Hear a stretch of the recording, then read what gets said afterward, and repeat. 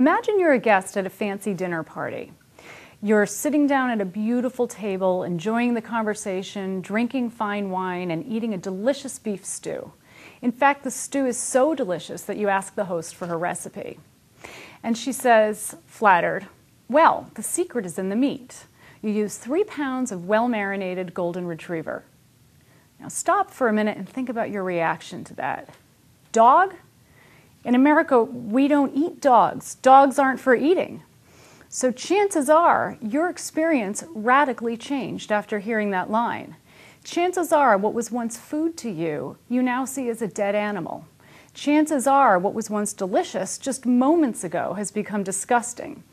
Nothing about the meat itself actually changed. The texture is the same, the flavor is the same, the smell is the same, but your experience has dramatically altered. So what's going on here?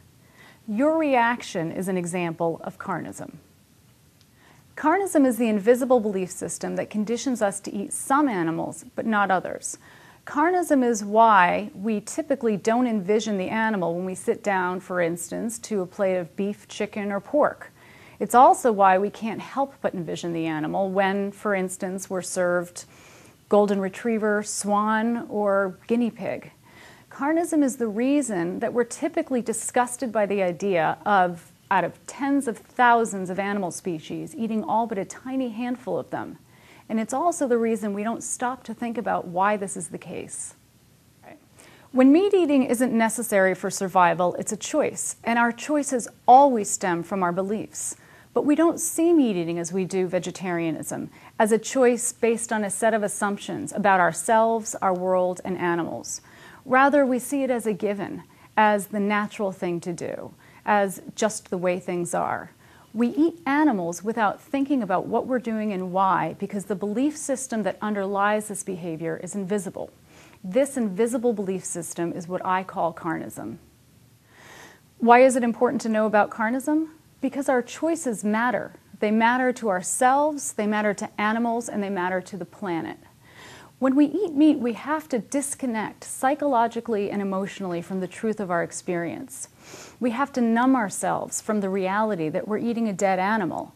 Carnism blocks our awareness, and it blocks our empathy toward the animal that we're eating. And awareness and empathy are integral to our sense of self. So eating meat requires us to be mindless rather than mindful. It requires us to be apathetic rather than empathetic. And meat eating has been connected with the leading causes of disease in the Western world, while meat production is a primary cause of environmental devastation. And because our choices matter, it's essential that we understand where our choices come from. So when we understand that eating meat is the inevitable end result of a widespread, deeply entrenched, invisible belief system or ideology, this dramatically changes the way that we think about and talk about meat eating. Like many Americans, I grew up with a dog who I loved like a family member. And like many Americans, I grew up eating meat. And I never thought about how I could pet my dog while I ate my hamburger without recognizing the profound inconsistency in my attitude and behaviors toward animals. I always cared about animals, and yet I ate them, often several times a day. So I had this knowing without knowing. On one level, I was aware that animals had to suffer and die for my plate. Yet on another level, I preferred not to know. I preferred not to connect the dots. So I lived with this internal, moral, often unconscious discomfort. I had to maintain a gap in my consciousness when it came to eating meat. As a young adult, I learned a lot about meat production, and I came to realize that I was unable to maintain the psychic numbing necessary to continue eating animals. I experienced a profound paradigm shift, a shift of consciousness. What I had once seen as food, I now saw as a dead animal. While I had never questioned my food choices, I now came to become conscious of the decisions about what I ate. I wanted to understand what had happened to me and to other vegetarians to cause such a profound shift of consciousness. I wanted to understand how I had been able to spend my whole life as a person who truly cared about animals, to have eaten them, and to have never made the connection. I wanted to understand how humane people could participate in inhumane practices without even realizing what they're doing.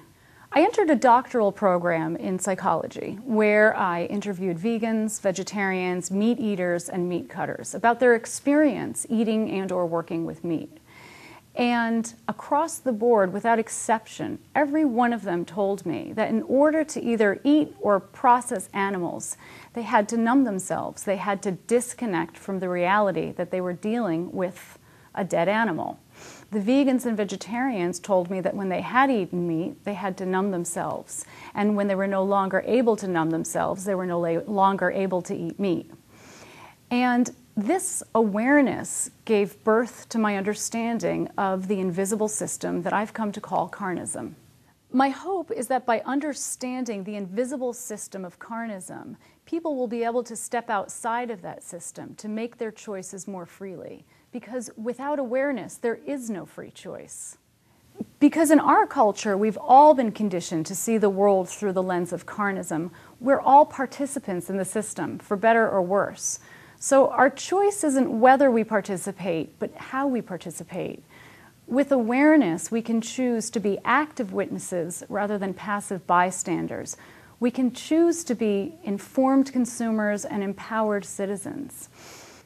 Ultimately, I hope that after reading my book, people will be able to live more authentic and freely chosen lives, acting in the best interest of themselves, animals, and the planet.